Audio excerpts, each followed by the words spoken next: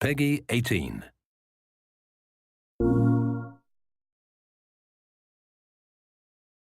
My name is David Hughes and I'm a disease biologist. I study infectious diseases and I'm an assistant professor of biology and entomology at Penn State University. So the premise of the game is that we have a disease jumping from one organism to another. If we take a step back and look at all the diseases that we humans have, we find that 60% of those diseases have indeed jumped from animals. We're constantly moving across this border between the human world and the animal world. And as we do so, we invite parasites to jump that border. AIDS is the classical example. It jumped from being in a chimpanzee, where it doesn't seem to be particularly virulent or dangerous, into humans. Consequently, 75 million people have become infected by HIV, 35 million people have died. And there are many more examples besides that. The classical example is the 1918 bird flu. After the First World War, this killed more individuals than the First World War itself. That jumped from an avian source into humans.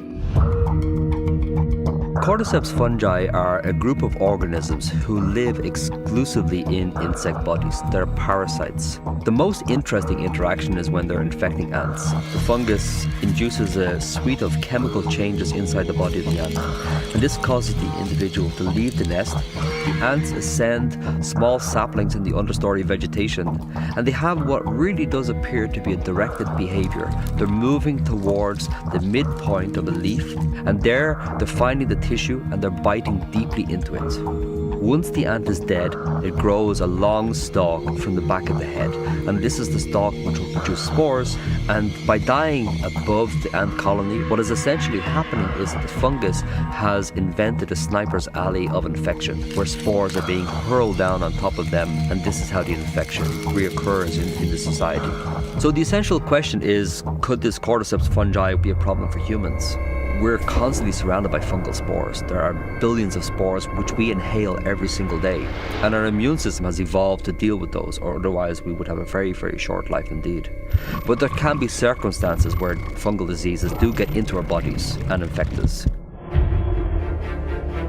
It's not just our increasing population that's a problem, we're also turning up the thermostat on the planet, and this leads to massive problems in and of itself.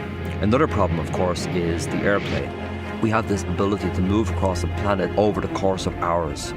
We see this in a classical example, which was this SARS outbreak 10 years ago, where we had a disease traveling from Hong Kong to Canada and then throughout the world on a very, very short timescale. So what we're doing with this world is we're creating a place which, in the immortal phrase, is hot, flat and crowded. And these unholy trinity are working together to lead to ever-increasing diseases. And that's a problem for us. So in the game we see the human population being eradicated by a parasitic organism. Could that happen? In our sanitized, urbanized world, we probably think that it's unlikely.